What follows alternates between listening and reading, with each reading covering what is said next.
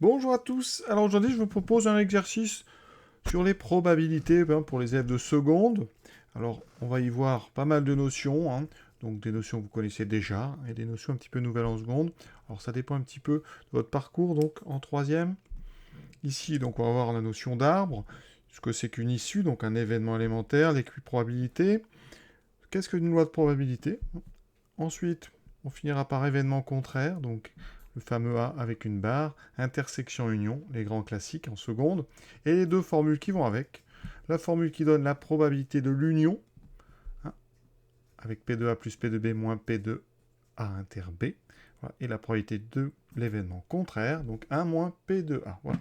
Et le thème ici que j'ai choisi, c'est les pièces de monnaie, donc ça c'est très très classique, hein. Vous savez, en probabilité, il y a les pièces de monnaie, vous avez aussi les dés qu'on peut jeter, les cartes, des cadenas, des choses comme ça. Ici, on est donc avec les dés, avec une pièce de monnaie, pardon, pile ou face. Donc, on jette une pièce 3 fois. Hein, et on va faire justement l'arbre. Et on va étudier un petit peu ce genre de choses. Voilà. Donc, on est parti. On dessine notre arbre. Ce qu'on appelle un arbre, hein, c'est un schéma qui permet comme ça de représenter les épreuves aléatoires qui se déroulent en plusieurs étapes. Hein, quand on n'a qu'une étape, bon, inutile de faire un arbre. Si on a pile ou face, on peut vraiment quand même faire un arbre, mais c'est vraiment des arbres très courts, pile face. Voilà, ça c'est, on jette une seule pièce. Si vous jetez deux pièces ou vous jetez une pièce deux fois de suite, hein, donc vous mettez un ordre. Vous avez donc une première pièce qui fera pile ou face, la deuxième qui fera pile ou face, et donc vous avez comme ceci. Hein. Donc en faisant ça, on dessine ce qu'on appelle un arbre. Vous voyez, pour deux jetés ici, on a donc les événements, hein, les issues possibles quand on jette deux fois de suite, c'est donc pile, pile, pile, face. Hein, je mets ça dans l'ordre, vous voyez. Ça veut dire pile en premier, pile en premier, face en deuxième, face, pile, face, face. Vous avez 4. Ici, vous avez 4 issues. Hein, donc l'univers qu'on appelle des possibles, c'est donc PP, PF, FP ou FF. Voilà. Ça, c'est donc un arbre très court, parce qu'il n'y a que, justement, deux étapes. On pourrait aussi faire un... Quand on n'a que deux étapes, on peut représenter ça par un tableau. On a la première pièce, la deuxième, on a pile face. Hein, ici, on a pile face, voilà. Et à l'intersection, bah, vous trouvez pile, pile. Donc ici, c'est la première, donc ça sera face, pile. Alors j'aurais mieux fait de mettre la première ici et la deuxième ici, comme ça aurait été mieux, on aurait eu ici pile, face, face, pile et face, face. Voilà, vous voyez, les quatre sont ici, donc les deux représentations ici se valent. Alors quand on a 3 fois de suite, le tableau n'est plus possible, donc, et là, l'arbre va nous rendre des grands services. Alors on garde le début de l'arbre, on va pas perdre la moitié quand même, voilà. Et là, quand on jette la pièce une troisième fois, eh bien, vous allez devoir ajouter au bout de chacun des 4 événements élémentaires précédents, ben, 2 possibilités. Pile face, pile face, pile face, pile face. Donc voilà notre arbre ici, qui représente l'expérience aléatoire. Je jette une pièce de monnaie 3 fois de suite et je note, avec les lettres P ou F, hein, les différentes faces qui sont apparues. Et vous voyez que, eh bien, au final, on a 8 issues possibles, ce qu'on appelle des événements élémentaires. Ici, si on prend le chemin du haut, on rencontre P, P, P. Vous avez donc l'événement qu'on peut noter P, P, P, donc pile, puis pile, puis pile. Ensuite, à côté, on a P, P, F, c'est-à-dire on a eu deux piles puis un face, etc. Chacun de ces événements, vous voyez, eh bien, concrétise un parcours ici dans notre arbre. F, P, F, F, F, P, et F, F, F. Voilà donc ce qu'on appelle un arbre. Alors quand on vous dit un arbre pondéré, alors après ça veut dire, et ça c'est plutôt prendre de première, on va indiquer sur chaque petite branche ici les probabilités. Donc par exemple ici on a une chance sur deux de passer par là. Donc vous avez ici probabilité 1,5, probabilité 1,5, probabilité 1,5. Et en fait on se rend compte que dans cet arbre, toutes les petites branches ont la même probabilité d'être empruntées, c'est-à-dire 1,5. Toutes ont 1,5, donc en général, on ne remplit même pas. On sait ici qu'on est dans un cas 1,5 partout. Et quand on met ça, ben, on a ce qu'on appelle donc un arbre pondéré. On a mis un poids sur chaque sous-branche. Donc pour répondre à la question et donner un peu le vocabulaire, on a donc 8 issues, ou je répète événements élémentaires, qui sont toutes équiprobables. Donc équiprobable, autrement dit, elles ont la même probabilité de se réaliser. Équiprobable. Voilà. Donc, comme il y en a 8 qui sont équiprobables, hein, la probabilité de l'une d'elles, par exemple P, P, P, hein, la probabilité d'avoir 3 piles, ça sera donc nombre de cas favorable 1 sur nombre de cas total 8. Hein, ça. Et donc chaque événement ici que vous voyez, qui s'appelle les issues, a donc une probabilité de 1 sur 8 de se réaliser. Si on se place avec une vision un petit peu première de ce problème, les arbres pondérés, il y a une utilisation très intéressante. Il y a 2 règles dans un arbre pondéré.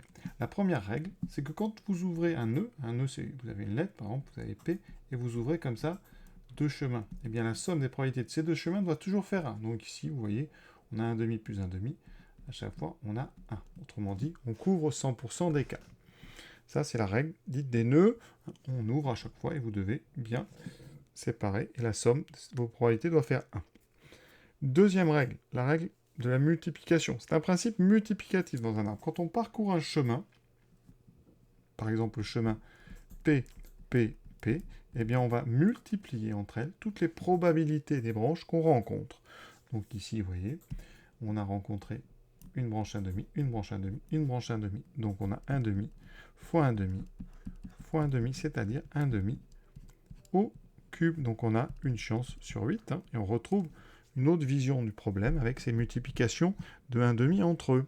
Donc si par exemple on jette 10 fois une pièce, vous aurez donc 1 sur 2 puissance 10 chance de faire 10 fois pile. Ouais, c'est tout simple. Après, une fois qu'on a compris le fonctionnement, on peut comme ça répondre à des questions assez vite. Et pour rajouter un petit peu de vocabulaire, tant qu'on y est, en général, l'ensemble des résultats possibles, on le note oméga, ça s'appelle l'univers des possibles. Ici, c'est un ensemble qui contient donc les événements que j'ai appelés PPP, PPF, etc. Jusqu'au dernier dans ma liste, FFP. Et cet ensemble a 8 éléments différents. Donc on dit que le cardinal de cet ensemble, c'est 8. D'accord ? Et donc quand on fait de l'équiprobabilité, on fait 1 divisé par le cardinal total. Vous voyez, on a bien 1 sur 8. Troisième question. Donc on attaque le calcul de probabilité avec l'événement obtenir 3 faces. Donc ici, c'est la probabilité de l'événement que j'ai appelé face, face, face. On a dit, sur les 8 issues possibles, ça non, on en veut une, donc c'est 1 sur 8. D'accord ? Donc ça, on va le garder. Question suivante, 2 faces et un pile dans n'importe quel ordre. Hein. Donc là, c'est un petit peu plus long, parce qu'il va falloir regarder dans tous nos issues, alors il n'y en a que 8, hein, donc ça reste un travail quand même faisable, quelles sont celles qui ont donc 2P, enfin 2F plutôt, et 1P. Alors ici, on a donc, on fait la liste, on a PFF, on a FPF, et ensuite on a FFP. Vous voyez, en fait, c'est assez simple, on en a 3, parce que une fois que vous avez placé les 2F, il vous reste à placer, donc si vous placez le P, donc vous avez 3 positions pour le pile, et une fois que vous avez mis le pile, de toute façon, vous mettez 2F après. Donc il y a 3 possibilités. Donc la probabilité de cet événement, donc 2F et 1P dans n'importe quel ordre, c'est donc 3 issues sur les 8 au total, donc 3 huitièmes.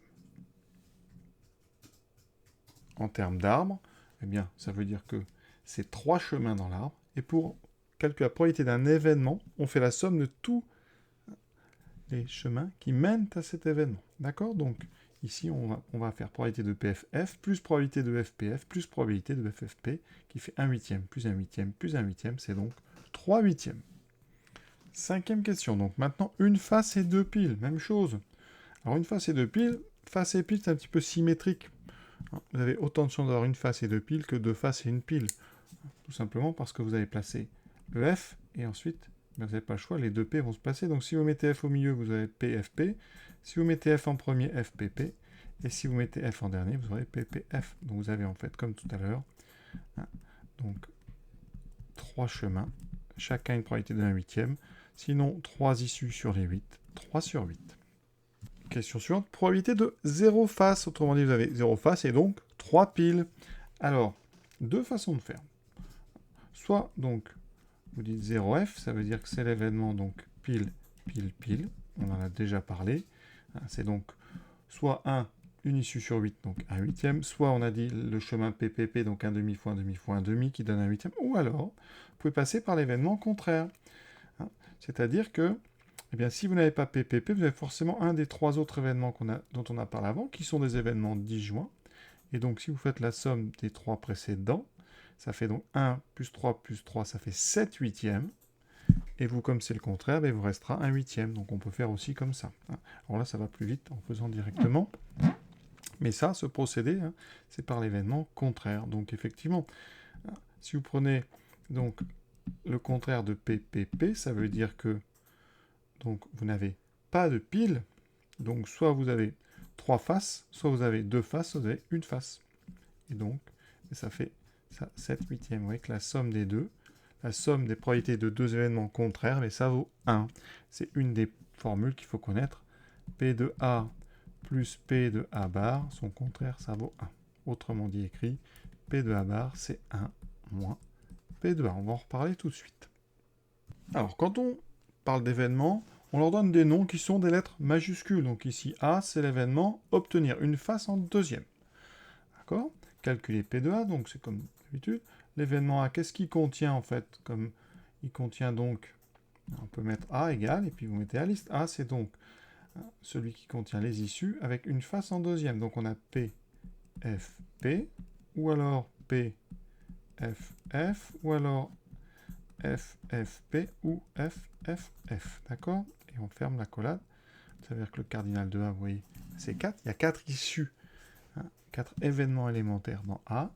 Donc la probabilité de A, ça va être 4 sur 8. Vous avez une chance sur 2 d'avoir une face en deuxième.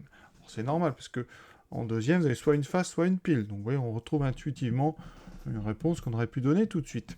Donc ici, le contraire. Alors le contraire de A, c'est donc que je n'ai pas une face en deuxième. Ça veut dire que j'ai une pile en deuxième.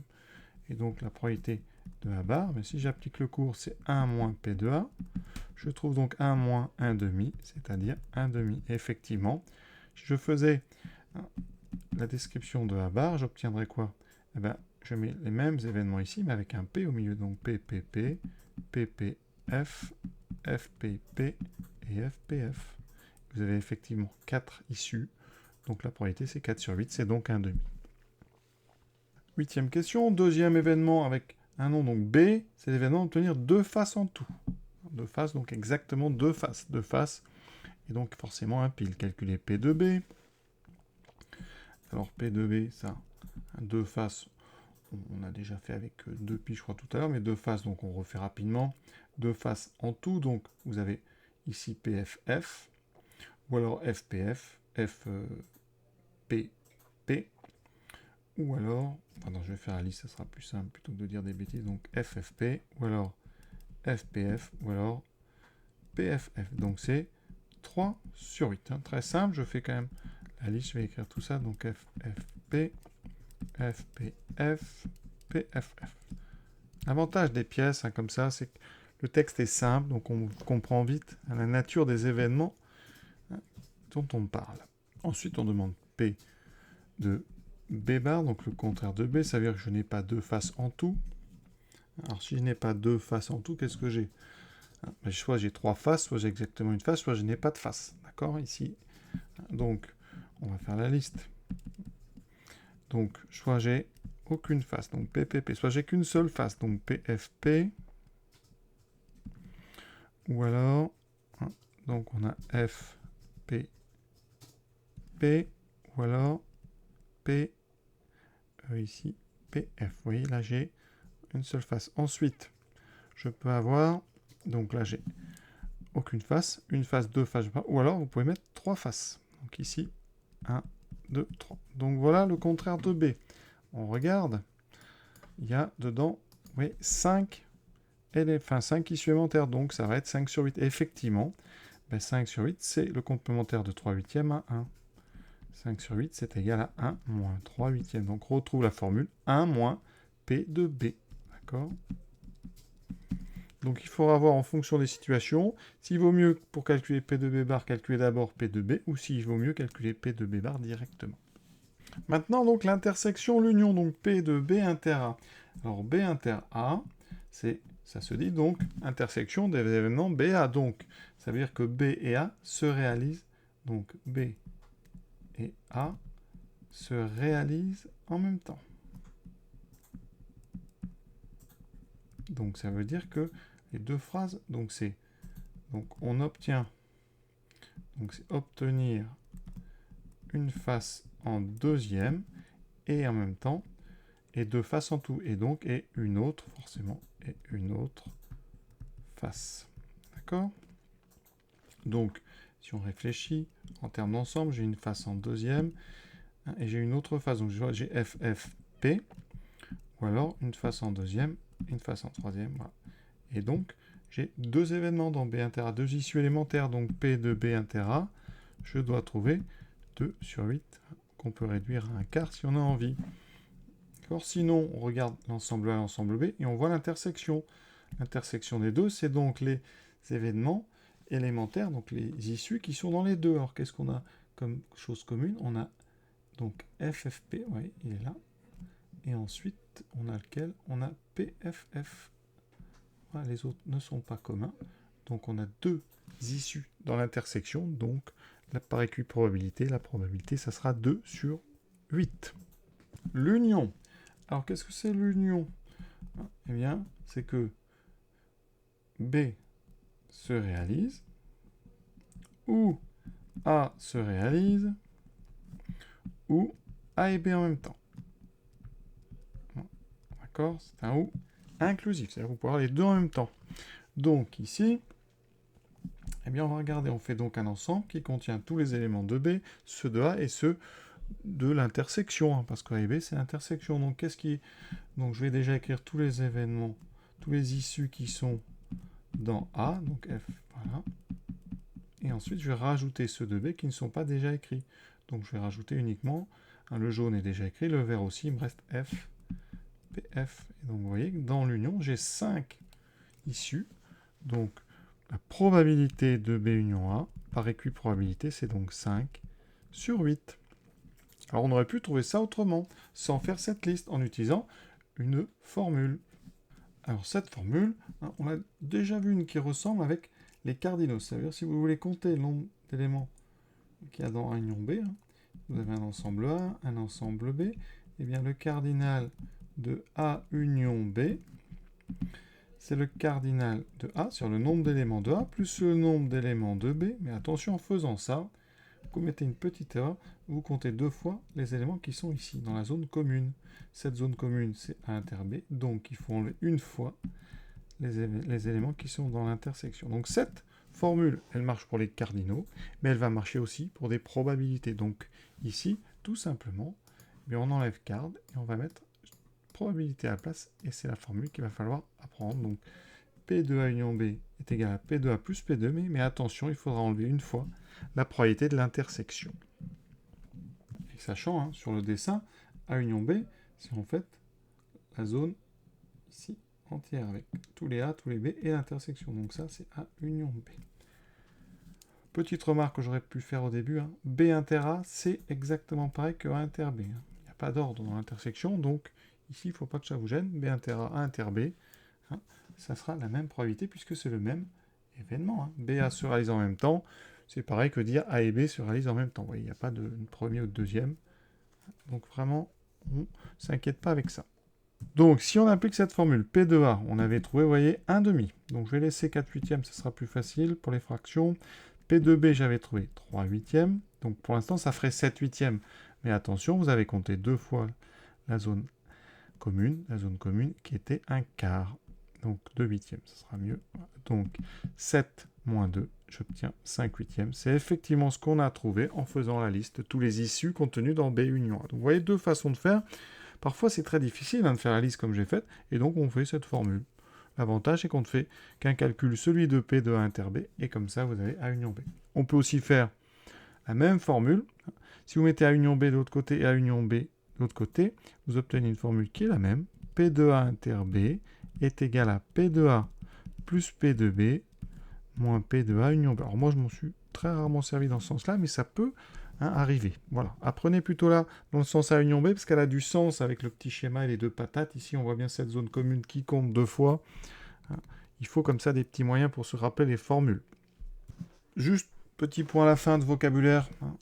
La loi de probabilité de cette expérience. C'est donc un résumé de toutes les probabilités des issues élémentaires. Donc ici, comment on peut présenter ça? On peut donc ici faire un petit tableau rapide. Ici, on va mettre les issues. Ici, les probabilités de chacune de ces issues. Donc après, c'est juste un tableau qui prend chaque issue. Et là, vous aurez un huitième. Pas très intéressant dans ce cas-là. Voilà, vous aurez donc un huitième, etc. pour nos 8 issues. Ensuite, du vocabulaire. On a parlé donc d'événements contraires. Donc il y a aussi des choses dont je vais vous parler. C'est les mots disjoints et les mots incompatibles. Regardons 2 événements. Donc c'est, et j'ai mis à côté l'ensemble des issues qui correspondent à cet événement. Alors normalement, on a un langage pour les ensembles et un langage pour les événements. Alors en seconde, on mélange un petit peu tout, parce que c'est compliqué d'être très très rigoureux. Mais ici, on va dire que, ici, quand des événements ici en fait, se réfèrent à des ensembles qui n'ont pas d'intersection, vous n'avez aucune issue commune dans C et D, eh bien on dit que C et D sont des événements incompatibles. Ils ne peuvent pas en fait arriver en même temps, d'accord? Vous ne pouvez pas être dans une issue qui est là et en même temps avoir une issue de C. Donc on dit que c'est incompatible. Autrement dit, les ensembles ici que vous voyez devant vous sont disjoints. Donc en seconde, en fait, on mélange un petit peu les deux. On dit soit des événements incompatibles, on peut dire des événements disjoints, même si, en fait, c'est pas exactement comme ça qu'il faudrait le faire, mais donc ici, on s'autorisera vraiment. CD sont des événements incompatibles. Autrement dit, ils font référence à des ensembles ici disjoints. Ça veut dire que si vous regardez C, l'événement C inter D, et bien, quand vous faites l'intersection de ces deux ensembles, et bien, vous devez trouver l'ensemble vide. D'accord? Des événements sont incompatibles quand l'intersection donne l'ensemble vide, c'est-à-dire ici, en termes d'événements, l'événement impossible. L'événement impossible, c'est celui qui se réfère à l'ensemble vide, c'est-à-dire qu'il ne contient pas d'issue. Voilà. Exemple de ce qu'on a vu. Si on prend A et son contraire, A inter, A bar, et bien effectivement, on ne pouvait pas être dans A et dans son contraire, donc encore une fois, c'est l'ensemble vide, donc ça revient à l'événement impossible, donc A et A bar sont aussi disjoints. D'accord, c'est un cas très particulier, mais ils sont disjoints. Mais on préfère quand même se rappeler que c'est le contraire, parce qu'en plus d'être disjoints, ils ont une propriété, c'est que si vous faites l'union des deux, par contre, vous trouvez l'ensemble total, c'est-à-dire l'événement certain. Donc, ils sont mieux que disjoints. Et on dira qu'ils sont complémentaires. Voilà. Donc, c'est pas des choses qu'on fait tous les jours quand même, j'avoue, mais la notion de disjoint, le mot disjoint, il est quand même très clair. On voit bien qu'il n'y a pas d'intersection possible. Incompatible, on s'imagine bien que les deux ne peuvent pas être compatibles, donc ne peuvent pas arriver en même temps. Donc il faudra y penser sur un petit exercice là-dessus. C'est souvent des petites questions. Ça ne peut pas être comme ça le début d'un problème dans lequel vous seriez bloqué dès le début parce que vous ne connaissez pas un mot de vocabulaire. Voilà. Donc j'ai tout dit, je pense, sur ce que je voulais faire dans cet exercice. Voilà. Eh bien, écoutez, je vais vous laisser. J'espère que ça vous a permis comme ça, petit à petit, de vous familiariser avec tout ce langage. Il y a beaucoup de langages. Les événements, les ensembles, disjoints, compatibles, contraires. Voilà, tout ça. Vous retenez bien les deux formules avec l'union, l'intersection, savoir faire un arbre, ces choses-là. Et l'an prochain, en première, bien, vous allez passer un petit peu à la vitesse supérieure. On fera des arbres pondérés à chaque fois et on essaiera de mettre un petit peu de théorie là-dedans. Je vous souhaite une bonne fin de journée. À bientôt.